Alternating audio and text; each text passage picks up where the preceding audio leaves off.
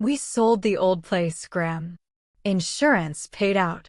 You don't need it anymore. That's what my eldest grandson, Tyler, told me the morning I got back from the hospital. He said it like he was talking about a pair of worn-out shoes. The house where I raised his father. The house my husband built with his bare hands after the war. Gone. Sold. Reduced to a smirk and a check I never saw. My name is Josephine Carter. Everyone calls me Grandma Jo. I'm 79, a retired librarian from Ohio, with a bad heart and a sharper memory than most of my grandchildren realize.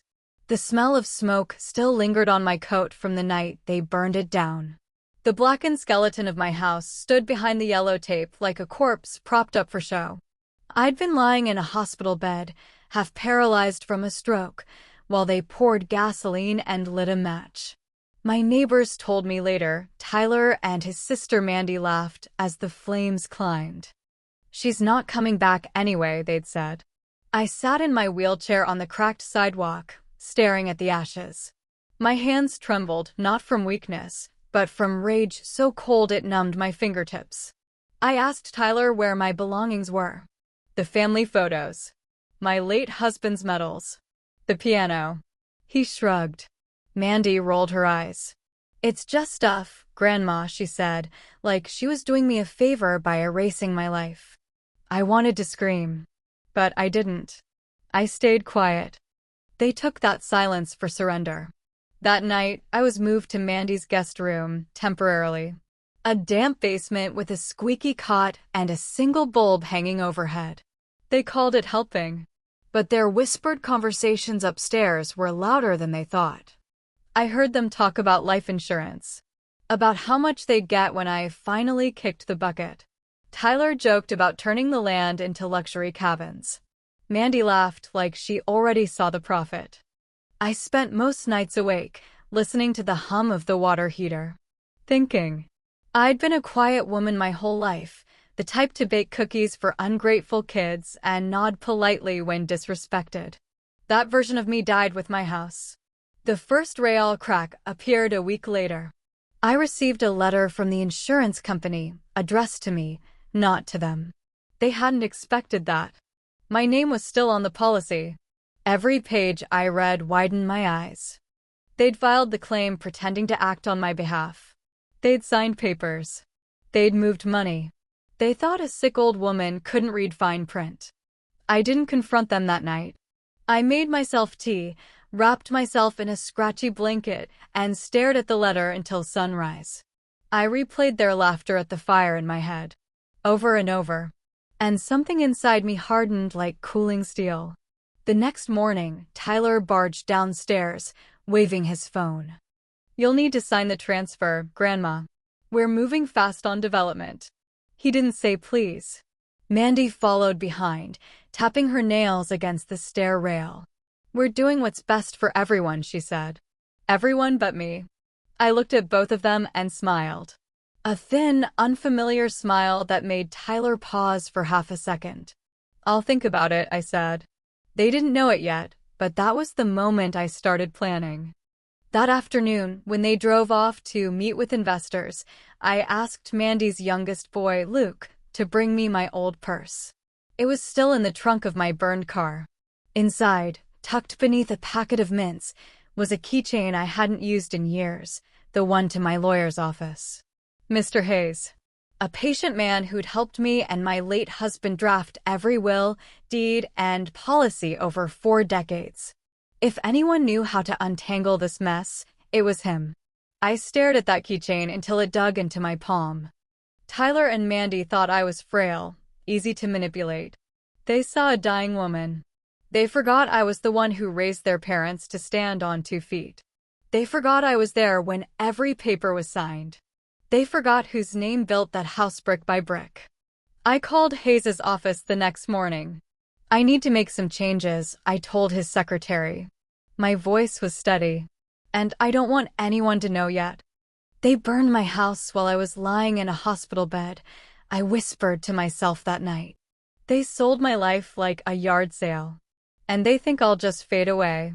I closed my eyes and smiled in the darkness. They had no idea what I was capable of. Mandy's house looked spotless on the surface, white fences, manicured hedges, the kind of place people drive past and say, "What a lovely family." But beneath the polished kitchen counters and cinnamon candles, rot was spreading. And I was the only one who noticed. The first real crack came on a Tuesday morning. Tyler stormed in holding a clipboard, barking orders like I was a contractor. "We're behind schedule," he said. "I need your signature today. Investors are waiting. Don't make this complicated, Grandma." He laid out blueprints across Mandy's dining table. Luxury cabins. Parking lots. A private dock on the lake where my garden used to be. I traced the lines with my finger. Each stroke was another nail in the coffin of the life I'd built. "And where do I live in all this?" I asked. Tyler didn't even look up. "You don't," he said. I folded the papers slowly, like tucking a snake back into a box. "I'll think about it," I replied again, the same thin smile on my lips. He hated that smile. He didn't know why, but it made him uneasy. Good. That afternoon, Mandy brought me tea lukewarm in a chipped mug and sat across from me like she was interrogating a suspect. "Listen, Grandma," she began, twirling a pen between her fingers. "It's better for everyone if you just sign. We're family. We're looking out for you." Her tone dripped with fake sweetness. I looked her straight in the eye. "Family doesn't sell your house while you're still breathing," I said. She flinched just a little. Then she laughed, like it was all some harmless joke. "You're too emotional," she said. "This is business." That night, when the house went quiet, I wheeled myself into the small storage room by the laundry area. Mandy kept old boxes piled up in there, tax papers, receipts, broken decorations. I wasn't snooping. I was remembering. I used to organize everything in my house. I knew exactly how paperwork traveled, how people got careless when they thought no one was watching. And sure enough, buried under a pile of Mandy's old holiday cards, I found it, a half-torn insurance form with Tyler's signature scrawled across the bottom. He'd signed as authorized representative while I was in the hospital. I recognized the handwriting, sloppy rushed. The date matched the week of the fire.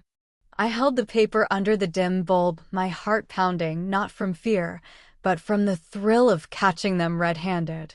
They'd committed insurance fraud. And they were arrogant enough to leave breadcrumbs. I slid the paper back exactly where I found it. They couldn't know I'd seen it, not yet. The next day, I asked Mandy to drive me to visit a friend. She didn't ask questions. She was too busy texting. I directed her to an old brick building downtown, Mr. Hayes's law office. When she dropped me off, she didn't even wait to see if anyone came to get me. Perfect. Mr. Hayes met me in the reception area, glasses perched low on his nose. "Josephine," he said warmly, "you look stronger than the last time I saw you." "I'm getting there," I said. "But we have a problem." We went into his office, and I laid everything out, the fire, the sale, the forged insurance papers. He listened quietly, occasionally jotting notes on a yellow pad. When I finished, he leaned back in his chair. "They think you're powerless," he said. "That's their first mistake." I told him I wanted to make changes to my will. Immediate, airtight changes. "And I want them to have no idea until it's too late," I added. His eyes twinkled with something I hadn't seen in months, respect. "We can make that happen," he said. Over the next hour, Hayes and I drafted documents that would quietly shift everything. Property.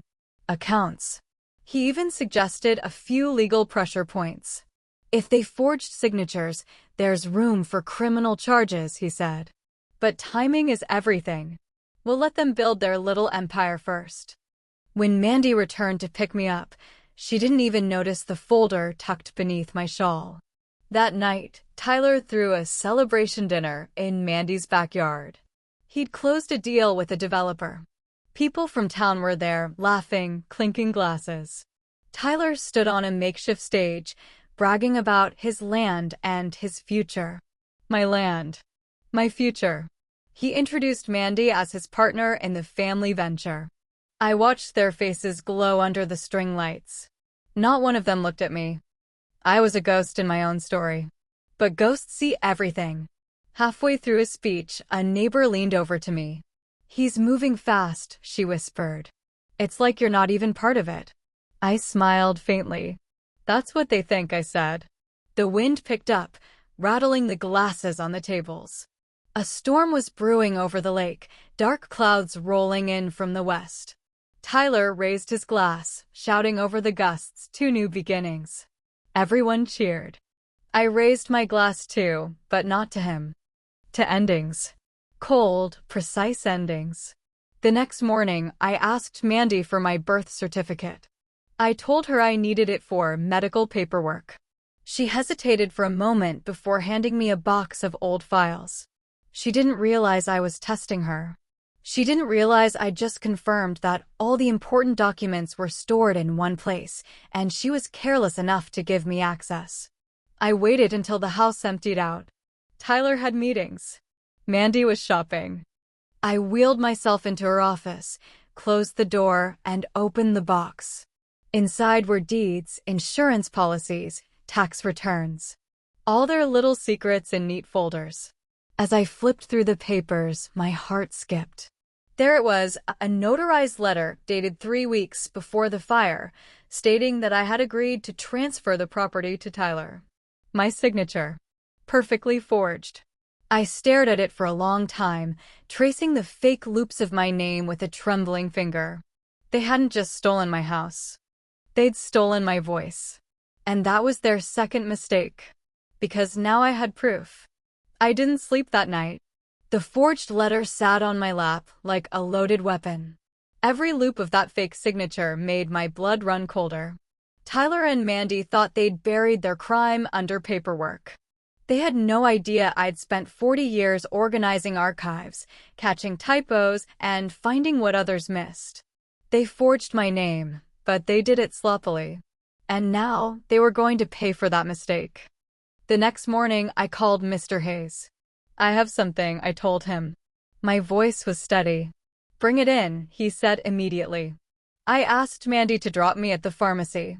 She didn't question it. She was too distracted, gushing over the phone about some big investor dinner. When she left, I took the bus. My hands shook from weakness, but not fear. People looked at me strangely, a frail old woman clutching a manila envelope, but none of them knew what was inside. Hayes examined the letter under a magnifying glass, then chuckled dryly. "They didn't even bother to get your middle initial right," he said. "This isn't just sloppy, it's criminal." "What can we do?" I asked. He leaned forward. "We file a claim. Quietly. We freeze everything. No one can sell, transfer, or build until the matter's investigated. They'll think they're in control, but the ground will already be shifting beneath their feet." It took 2 hours to set it in motion. Hayes contacted the insurance company and the county clerk's office. By noon, a legal hold was placed on the property. Tyler wouldn't know until his developer tried to move forward and hit a brick wall. I pictured his face twisting in confusion. It gave me a quiet, fierce satisfaction. When Mandy came to pick me up, I told her the bus had been late. She rolled her eyes. "You should have called," she muttered. I just smiled. That evening, Tyler burst into the basement like a storm. His phone was in his hand, his face flushed. "What did you do?" he demanded. I tilted my head. "What are you talking about?" "They froze the deal," he shouted. "The county says there's a hold on the property. The developer's threatening to pull out. You signed those papers." I let silence hang in the air. He hated silence. "Tyler," I said softly, "I didn't sign anything." He laughed, a short, sharp sound. "You're lying." He slammed the letter onto my lap, the forged one. "This is your signature." I traced the fake signature with my finger slowly, deliberately. "No," I said. "It's not." He stared at me. For the first time, I saw something flicker behind his anger. Doubt. Mandy rushed in, her face pale. "What's going on?" Tyler shoved the letter at her. "She's playing games." The deal's on hold because of her. Mandy turned to me, trying her usual syrupy tone. Grandma, this isn't good for anyone. If you just fix this. I interrupted her. Fix what? Your fraud? Her smile faltered. For once, the mask slipped. She glanced at Tyler. He clenched his jaw. They didn't deny it. They didn't even bother to invent a story. They'd grown so confident, so sure I'd never fight back. Tyler leaned down, lowering his voice. You're old. You're sick. You can't win this. I looked him straight in the eye. Watch me. That night, they held an emergency family meeting upstairs. I wasn't invited, but their shouting echoed down through the vents. Tyler ranted about the developer threatening to walk away. Mandy hissed about legal problems.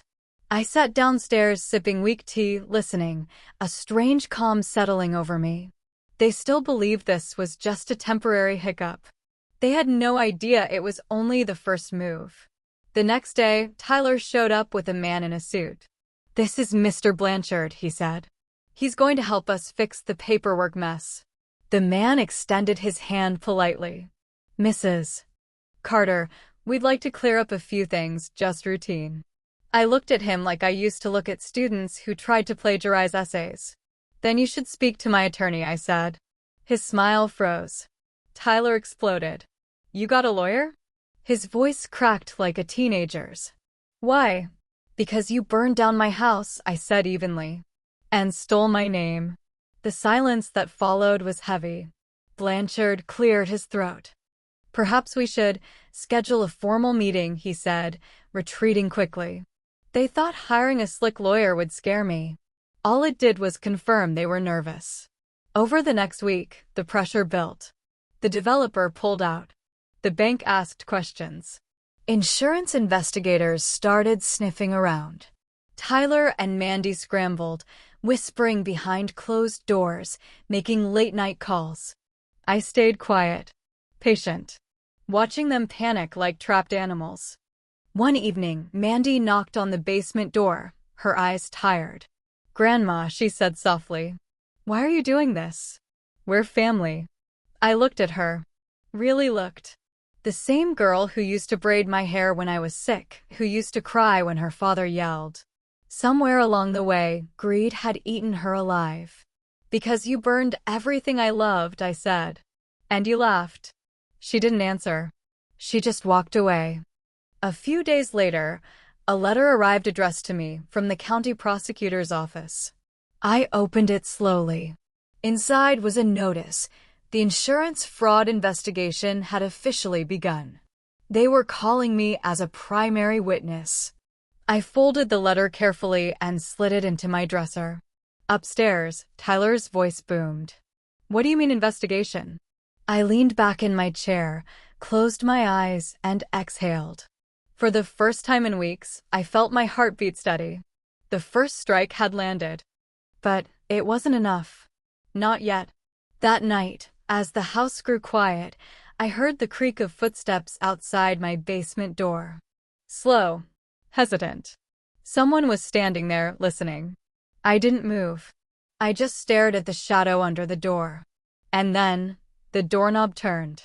The doorknob clicked, then stopped. Whoever stood on the other side hesitated. I held my breath. After a few seconds, the shadow disappeared and footsteps retreated up the stairs. But that sound slow, deliberate, stuck in my chest like a nail. The next morning, Mandy acted as if nothing happened.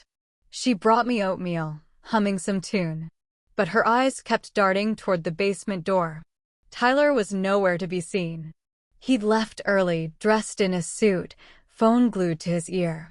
Something was moving. Around noon, Tyler stormed back into the house with a grin I hadn't seen since before the fire. Good news, he announced, clapping his hands. We're back in business.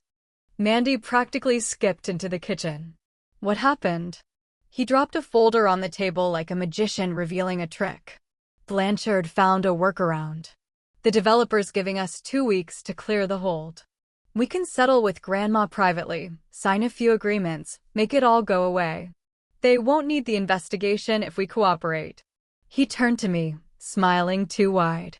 So, Grandma, here's the deal. You drop the nonsense with your lawyer, sign the revised transfer, and in return, we'll build you a little cottage on the lake. A memorial. You can live out your days looking at the water. Everyone wins. It took every ounce of strength not to laugh. They actually thought I'd fold. I'll think about it, I said softly.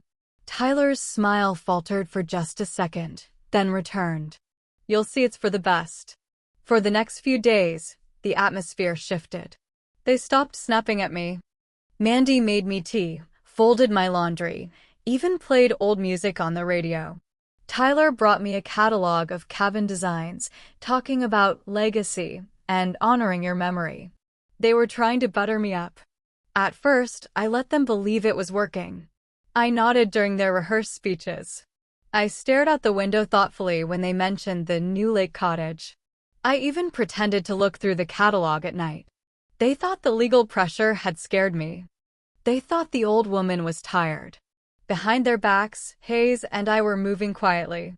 The fraud investigation had triggered a slow but steady bureaucratic machine. It would take time. And Tyler was racing against it. One afternoon, Mandy wheeled me out to the porch. "Isn't this nice?" she asked, her voice syrupy. The lake shimmered in the distance, autumn leaves floating like embers. For a moment, it was nice. But then she leaned closer, lowering her voice.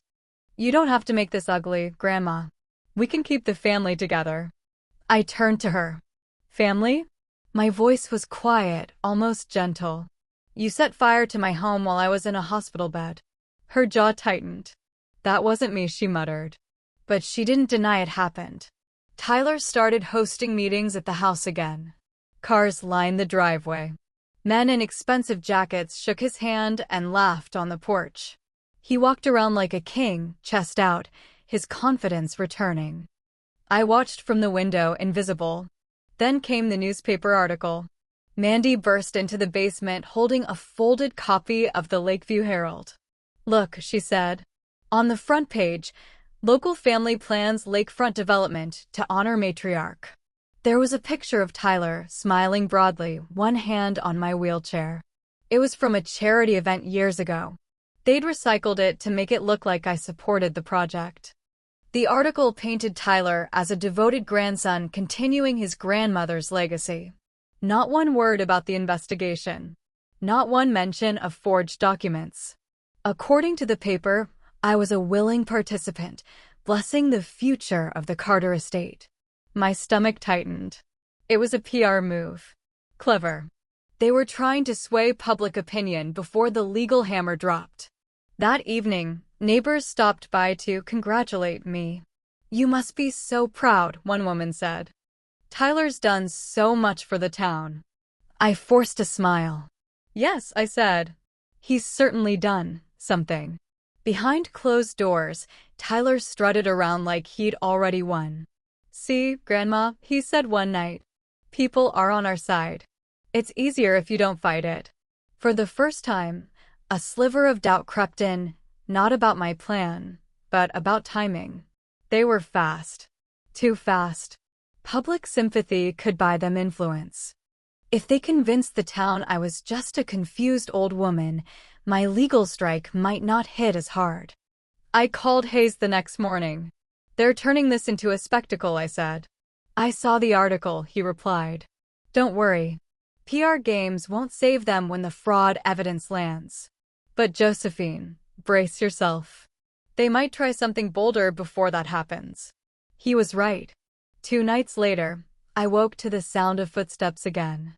But this time, they didn't hesitate at the door. The knob turned slowly. Click. The door opened just enough for a sliver of light to fall across the floor. "Who's there?" I said, my voice low. Silence. Then a whisper. Tyler's voice. "We just want to talk, Grandma." Every hair on my arm stood up. He stepped inside, followed by Mandy. She held a flashlight, pointing it down, shadows slicing across her face. Tyler crouched in front of me, fake warmth dripping from every word. "You're making this harder than it has to be." Sign the papers tomorrow and this all goes away. I stared at him. And if I don't? He leaned closer. Then you'll regret it. The room held its breath. He straightened, gave a short nod, and they both slipped out as quietly as they'd come. The door clicked shut behind them. I sat in the dark, heart pounding, not with fear, but with a clarity so sharp it cut through every doubt. They thought they'd regained control. They thought their PR stunt and whispered threats had cornered me. They had no idea what was waiting for them on the other side of that signature they wanted so badly. The morning after their little midnight visit, the house felt different. Lighter.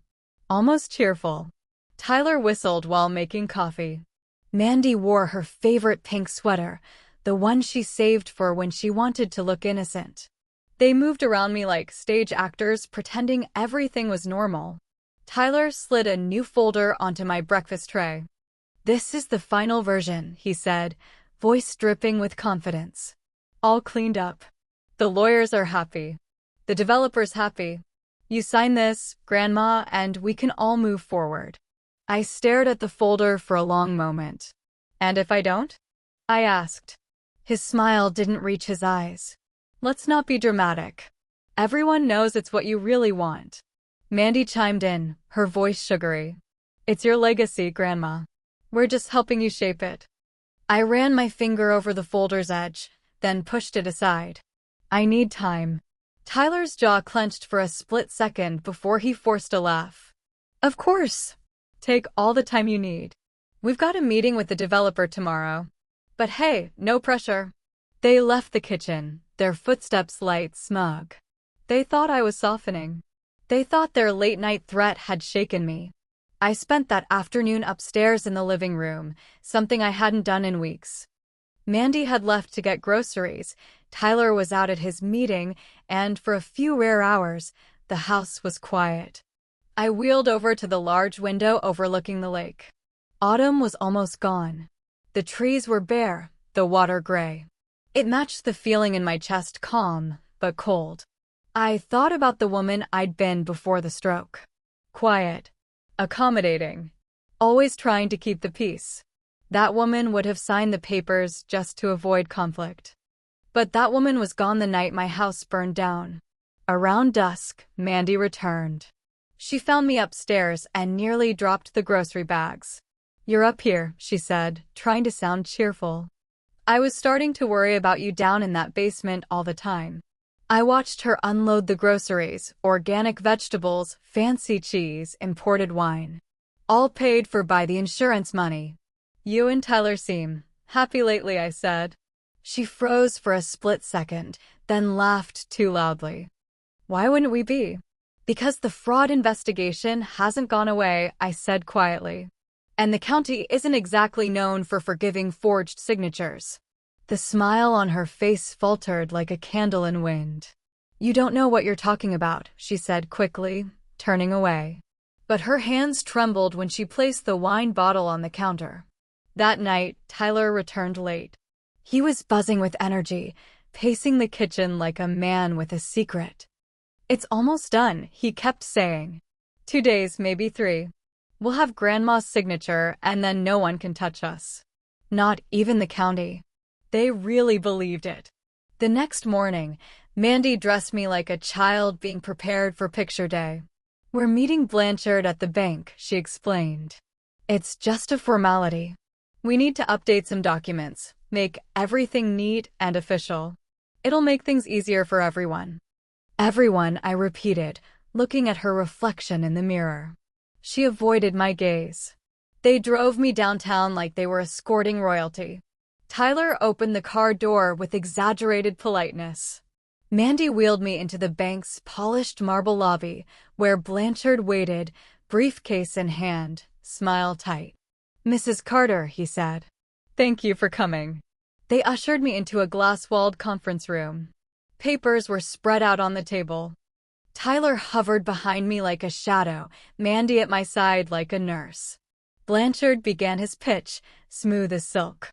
"These documents will help streamline the development process and ensure your wishes are honored. With your signature, We can resolve any misunderstandings with the county and move forward. He slid the pen toward me. I picked it up slowly. Tyler leaned in, whispering, "This is it, Grandma. Let's put this behind us." I uncapped the pen. My hand hovered above the paper. Then I stopped.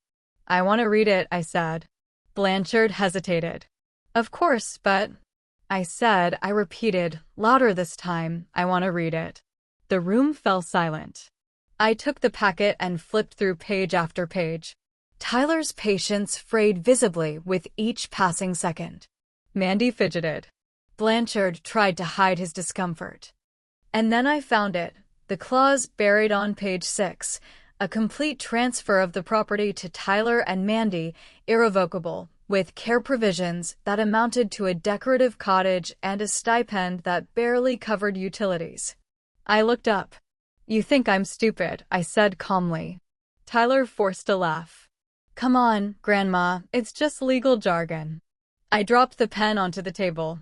"Then you can sign it." The air turned brittle.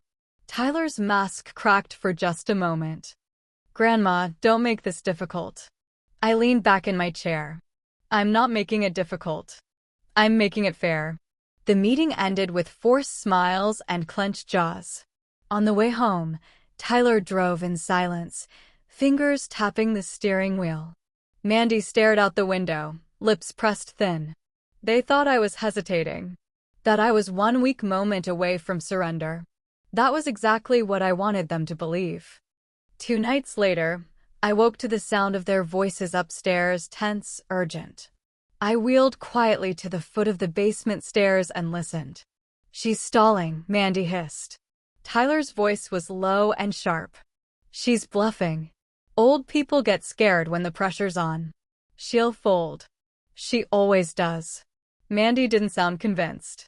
"What if she doesn't?" "She will," he snapped. "She has no one else." I smiled in the dark. Because tomorrow, they were going to find out just how wrong they were.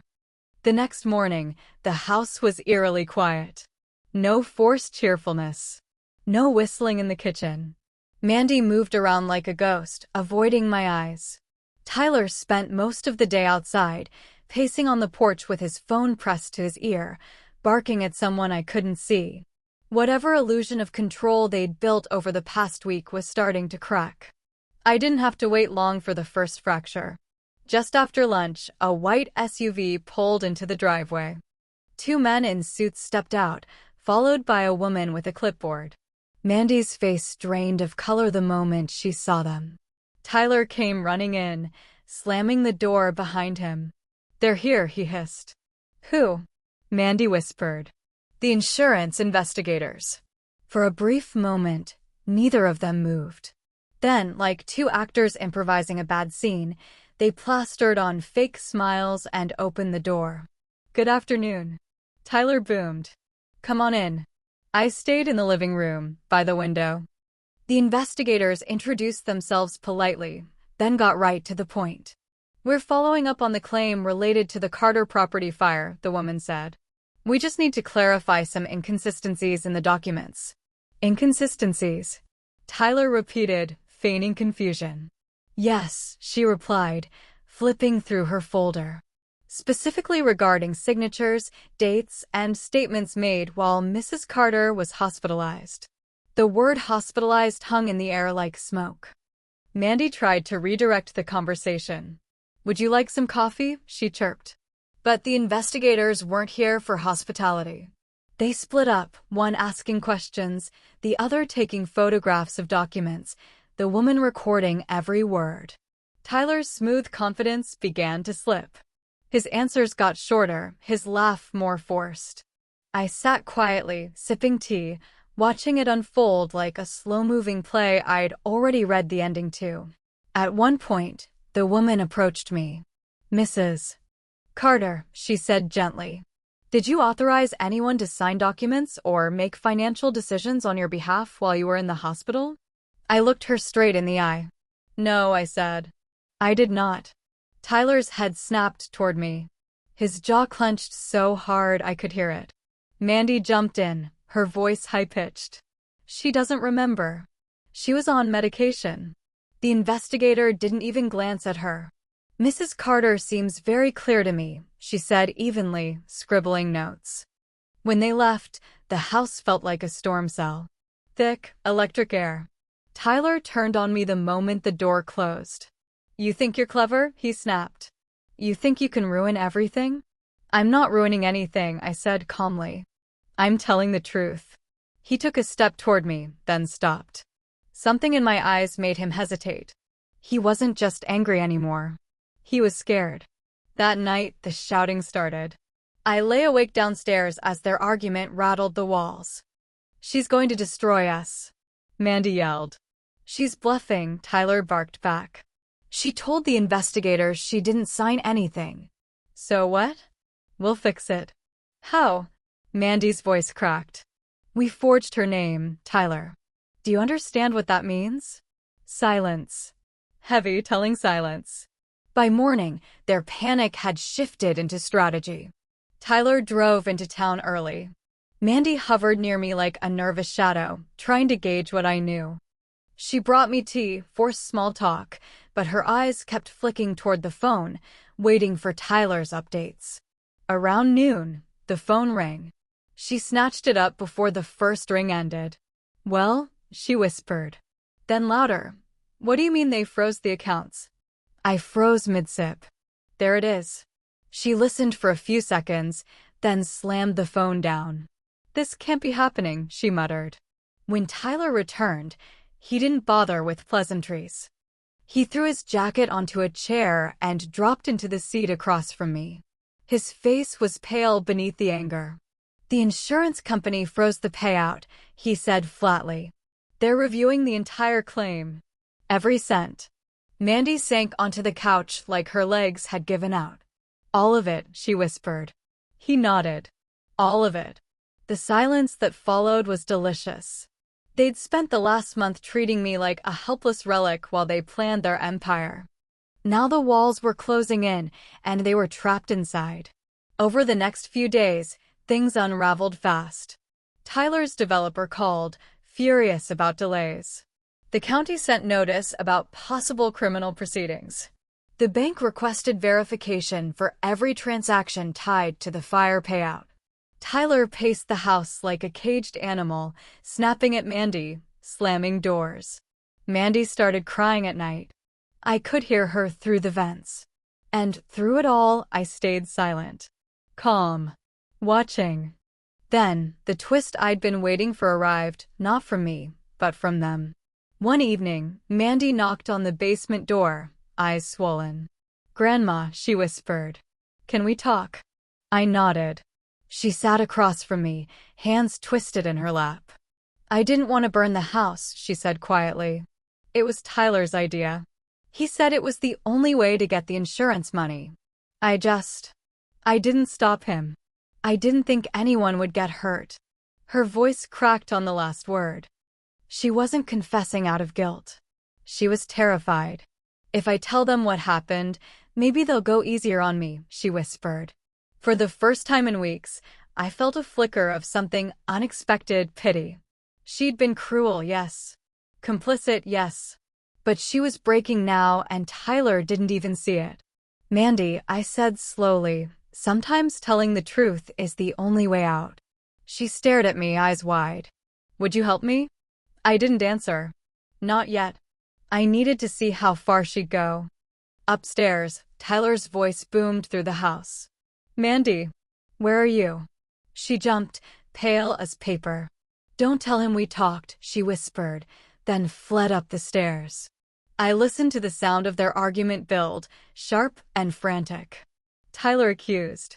Mandy denied. Tyler yelled louder. Mandy cracked. And then a door slammed so hard the walls shook.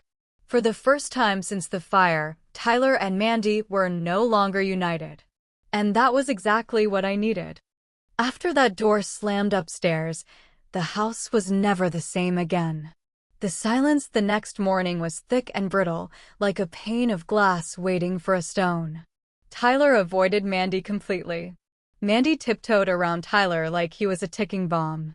And I watched from my quiet corner, knowing exactly which cracks to widen. Mandy didn't come downstairs for 2 days. When she finally did, her eyes were red, her hands shaking. She handed me a folded note. "I talked to a lawyer," she whispered. "If I cooperate with the investigators, they might offer me a deal." I unfolded the paper. It was a business card. A criminal defense attorney from Columbus. The kind of lawyer you call when things stop being family disputes and start being felonies. She looked at me with something between fear and hope. "If I tell them everything, they'll go after Tyler." Not me. I leaned back in my chair. "You want me to tell you what to do?" I asked. She nodded slowly. I let the silence stretch until she started fidgeting. Then I said, "You burned my house. You stood by while your brother forged my name. You stole everything I built. If you want a way out, you don't ask me. You ask yourself how much truth you're willing to tell." She stared at me, tears welling up, then fled upstairs. That afternoon, Tyler received a letter from the county prosecutor's office. He tore it open at the kitchen counter, scanning it quickly. His face turned the color of wet clay. "They're calling us in," he muttered. "Both of us." Mandy froze mid-step. "What?" "An interview," he snapped. "Next week. They want both of us there." I watched her face. She went pale. Tyler saw it too. His eyes narrowed. "Why do you look scared?" he demanded. "I'm not," she said quickly, but her voice wavered. "Did you talk to someone?" he barked. "No," she shouted, but it was too fast, too loud. Tyler slammed his fist on the counter. "Mandy, if you screw this up, I swear." "You swear what?" she snapped suddenly, her voice breaking. "What more can you do to me, Tyler? You dragged me into this. You burned the house. You made me sign those papers." The room froze. Her words hung in the air like gun smoke. Tyler's eyes went wide. He glanced toward the living room where I sat. For the first time, he didn't see a helpless old woman. He saw someone listening. Mandy clapped a hand over her mouth, realizing too late what she'd said. Tyler's rage boiled over. "Get out," he hissed. She backed away, hands raised. "Tyler, I didn't mean." "I said get out." His shout cracked through the house. She grabbed her purse and fled, slamming the door behind her. I heard his footsteps a few minutes later, stomping down the basement stairs. He stood in front of me, chest heaving. "You think this is funny?" he spat. "I think it's overdue," I said evenly. He leaned in so close I could smell his cheap aftershave. "You're tearing this family apart." I met his glare without flinching. "You did that yourself." For a moment, I thought he might actually lose control. His fists clenched, knuckles white. Then he stepped back, laughing bitterly. "You think you've won? You haven't even started to see what I'll do." He stormed upstairs, slamming every door on his way.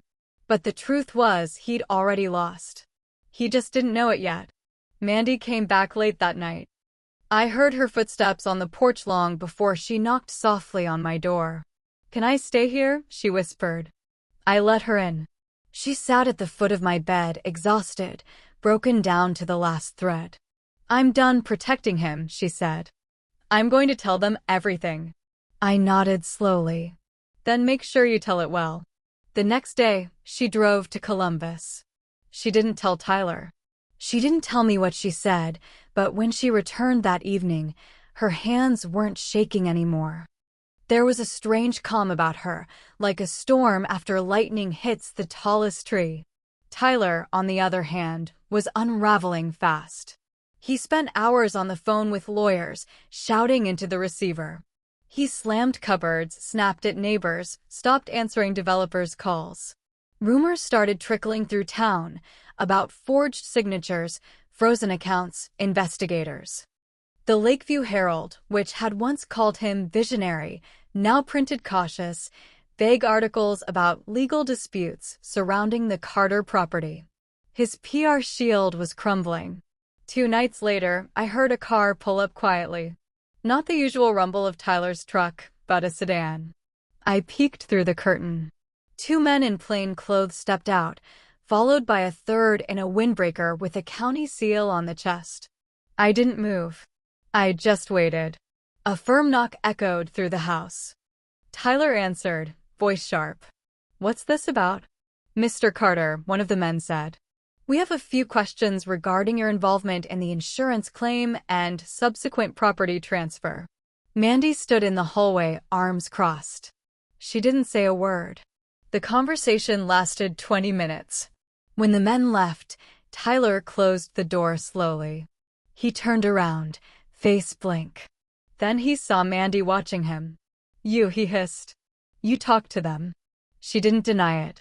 She just held his gaze. Yes, she said. His mask shattered. You're going to regret this, he growled. No, she said quietly. You are. For the first time since the fire, the house didn't feel like theirs. It felt like mine again. That night, I sat awake in the basement, listening to the house breathe. Tyler stomped upstairs like a trapped animal, calling lawyers, cursing under his breath. Mandy stayed in her room with the door locked. The trap had fully closed. There was no way out now except down. And I was ready for the final blow. I woke before sunrise on the day everything came to a head. The lake was shrouded in mist, the trees bare, the world silent. It was the kind of morning that didn't belong to anyone yet. A blank page. I sat by the basement window, hands folded in my lap, and waited for the storm to finally break. Tyler was the first to wake. He stomped around upstairs, barking into the phone. His voice carried through the vents. They can't do this. They can't just freeze everything. This is MY land. My deal. The desperation in his voice was like static, loud, frantic, useless. Mandy emerged later, quieter than I'd ever seen her. She didn't make eye contact with Tyler. She poured herself coffee and sat at the table like a stranger in her own house. The silence between them had hardened into something sharp. At 9 sharp, the doorbell rang. 3 cars were parked out front, a county sedan, a black SUV, and Hayes's old blue Buick. Mandy opened the door. Investigators stepped in first, followed by 2 uniformed officers. Mr. Hayes came last, nodding at me as he entered. Mr. Tyler Carter, one of the officers called out. Tyler appeared at the top of the stairs, disheveled but still trying to look in control. What is this? The officer's voice was steady. We have a warrant for your arrest on charges of insurance fraud, forgery, and conspiracy to commit arson. The silence that followed was almost holy. Tyler laughed, short, wild, like a man trying to pretend the floor wasn't collapsing under him. You're kidding, he said. No one laughed with him. Mandy stayed seated, eyes down, hands wrapped around her mug. She didn't move when they handcuffed him. She didn't speak when he turned toward her, eyes wide with disbelief. You did this, he hissed. She didn't answer. They led him out to the waiting car. The neighbors were already gathering on their lawns. Someone filmed on their phone. Tyler's carefully constructed image, the visionary grandson, the town hero, crumbled in real time. When the door closed behind them, the house exhaled. The storm had broken. Mandy didn't speak for a long time. She sat at the table, staring at nothing. Finally, she whispered, "It's over." I wheeled over slowly and placed an envelope on the table in front of her. She looked at it like it might explode. "What's this?" she asked. "Read it," I said. She unfolded the letter and froze.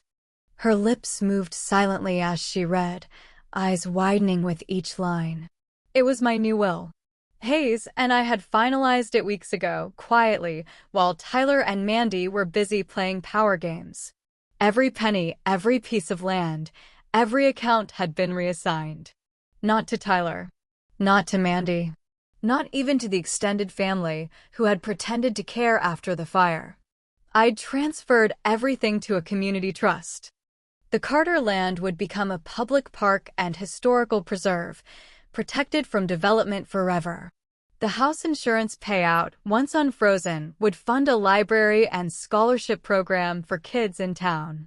My name would remain on the plaque, but no family member would ever touch a cent. Mandy looked up, stunned. You gave it all away? I met her gaze. You burned my home. You forged my name. You turned what I built into a business plan. This isn't punishment, Mandy. This is correction. She opened her mouth to speak, but no words came out. Just a slow, shaky breath. Mr. Hayes placed a second folder on the table. The transfer was already processed, he said. Legally airtight. Untouchable. Even Tyler's lawyers won't be able to claw this back. Outside, sirens faded down the street. Tyler was gone. Over the next week, the town buzzed like a hive. Tyler's arrest made the front page of every local paper. Mandy met with investigators again, offering testimony in exchange for leniency. The developer backed out permanently. Neighbors who once fawned over Tyler now avoided eye contact in the grocery store. The Carter name was no longer whispered with respect. It was discussed like a cautionary tale. Mandy stayed in the house, but it wasn't really hers anymore. It was a temporary shell. One evening, she stood in the doorway of the basement, eyes tired. I know I don't deserve it, she said softly. But thank you for not turning me in. I didn't respond. I just looked at her for a long moment. She had chosen survival, not redemption. I didn't owe her forgiveness. The lake thawed slowly as winter gave way to spring. Construction crews came to clear the burned remains of my house, not to build cabins, but to prepare the land for its new purpose. A park. A library. Something bigger than Tyler's ego. I visited the site in my wheelchair one crisp morning, Hayes at my side. The ground was damp, the air sharp. A group of volunteers hammered posts into the ground, marking future walking paths. A little girl ran past me, laughing, a bright red balloon in her hand. She didn't know the history here. She didn't need to. This is better, Hayes said quietly. I nodded. But the twist came a week later, when Hayes brought me a letter, handwritten, shaky, but unmistakably Tyler's. He wrote from the county jail, blaming everyone but himself. The investigators. Mandy. Me. He called it a misunderstanding and said he'd fix it all when he got out. But at the bottom of the letter, almost as an afterthought, was one line that made my blood run cold. I still have the key to the old place. You didn't change everything, Grandma. I folded the letter slowly, slid it into my drawer, and locked it. The war was over. But some ghosts don't leave quietly.